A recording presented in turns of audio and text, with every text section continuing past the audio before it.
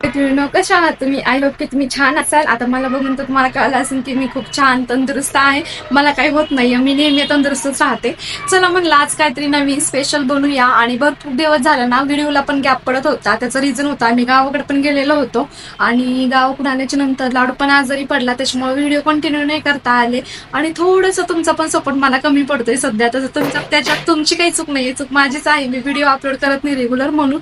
तर आता इथून पुढे असं काही होणार नाही.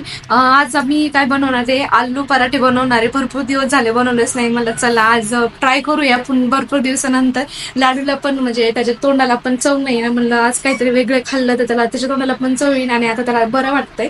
सर्दी खोकला ताप असं 2-3 दिवस भरपूर परेशान केलं त्यांनी मला. तर चला हे बघा, घरामध्ये ना एवढा सारा राडा पडलेला आहे, तरी पण आलू पराठे बनवायचे रिस्क मी घेते. तुम्हाला रेसिपी शेअर करायची म्हणून आणि मला पण खायचे म्हणून.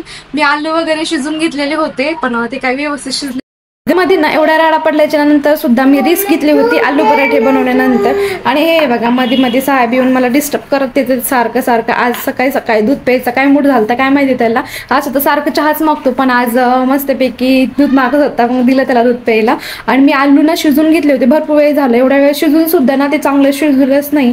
मॅच करायला गेलं तर ह्याच्यामध्ये अशी गाठी गाठी राहिल्या. त्याच्यामुळे चला डबल एकदा शिजून घेऊया. पुन्हा मग एकदा शिजलेले आलू पुन्हा शिजायला टाकलेत. इकडे सगळा राडा झालाय. आंबे वगैरे काढले होते मी खायला, पण काही नशीबच खराब आपलं. काही इजळलेले आंबे निघलेत. इजळलेले म्हणजे आता मला एक्सप्लेनेशन द्यायचं म्हणलं तर जे की म्हणजे परिपक्व पकलेले नसतात आणि ते म्हणजे नॅचरली जे पिकत नाहीत ना असे आंबे आंबट लागले. आणि काही आंबे असे खराब पण निघलेले. तर चला बघू, आपल्या नशिबात असेल तेवढेच आंबे खायला भेटते. आता सगळ्या पहिलं पसारा आवरते, आंघोळ करते आणि मग नंतर बाग तुमच्यासोबत मी रेसिपी शेअर.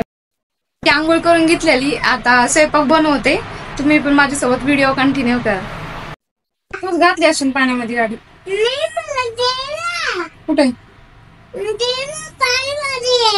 कुठे गेली गाडी? जा, तुला पाणी खेळायचं माहितीच नाही का लाडू?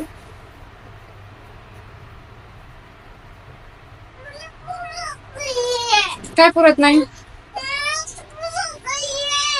मी तुला काढून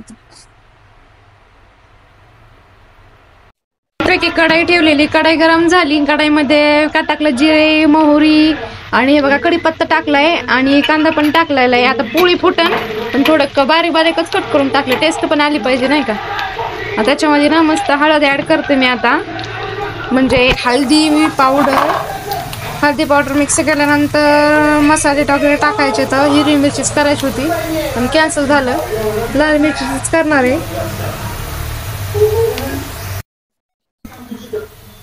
लाल मिरची पावडर मी त्याच्यामध्ये ऍड केली. आता थोडी लय तिखट आहे, गावाकडून आणलेली आहे. आणि थोडासा गरम मसाला ऍड करते मी त्याच्यामध्ये. मीठ पण इथंच टाकून घेते, नंतर मग मी त्याच्यामध्ये मिक्स होत नाही बघा त्या आलू मध्ये, त्याच्यामध्ये मिक्स करून टाकू. मी आलू अगोदरच साईडला मॅश करून ठेवलेले होते, ते पण मी मसाल्यामध्ये ॲड केले. आणि आता मसाला पण छान फ्राय झालेला होता, त्याच्यामुळे आलू पण म्हणजे आलूमध्ये मसाला पण छान प्रकारे मिक्स होईल. मीठ वगैरे पण व्यवस्थित टाकलेलं होतं मी अगोदरच. छान मस्तपैकी त्याला म्हणजे फिरून घेतलं, मिक्स केलं.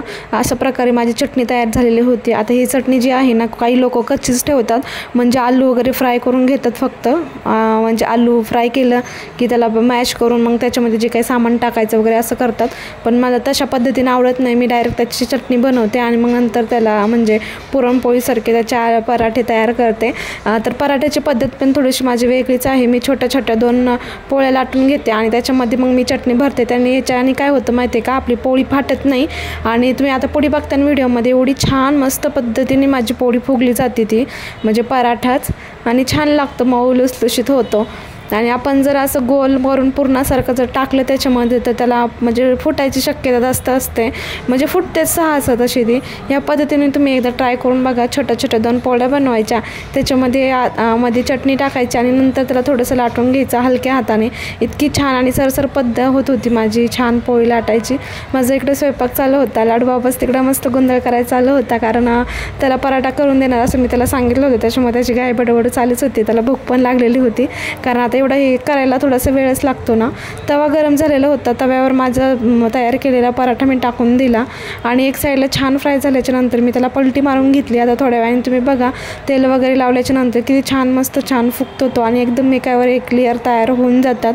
म्हणजे असं चिकट पीठ खाल्ल्यासारखं बिलकुल पण लागणार नाही, मऊ लुसलुशीत माझा पराठा तयार होणार आहे. तुम्ही पण ह्याच पद्धतीने बनवा, बघा तुम्हाला फरक जाणवेल पराठ्यामध्ये. पराठा वगैरे माझा छान तयार झालेला होता. लाडूचे पप्पा वगैरे पण आले, आता त्यांना जेवायला वाढणार होते. बाकी पराठे मी नंतर करून घेणार आहे, पहिले त्यांना जेवायला वाढते म्हणून. आता लाडूच्या पप्पाला जेवायला दिलं. काय करतो? कुणी आणलं पराठे? कसे झालेत लाडूचे पप्पा? एकदम छान. वर बघून सांगा की. लाडू बाय कर. चला मग मी पण आता जेवण वगैरे करून घेते. मैत्रिणींनो, तुम्हाला जर व्हिडिओ आवडला असेल तर लाईक शेअर सबस्क्राईब करा. भेटू उद्या पुन्हा. बाय.